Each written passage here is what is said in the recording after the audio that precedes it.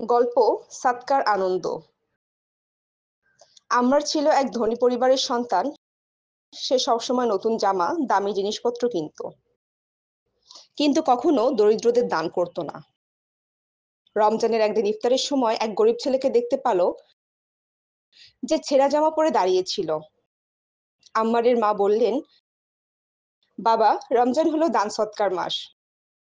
আল্লাহ আমাদের বেশি সম্পদ দিয়েছেন যাতে আমরা গরিবদের সাহায্য করতে পারি। মায়ের কথা শুনে আম্মার তার নতুন কেনা পাঞ্জাবি এনে সেই ছেলেটিকে দিল। ছেলেটির চোখ আনন্দে চকচক করছিল।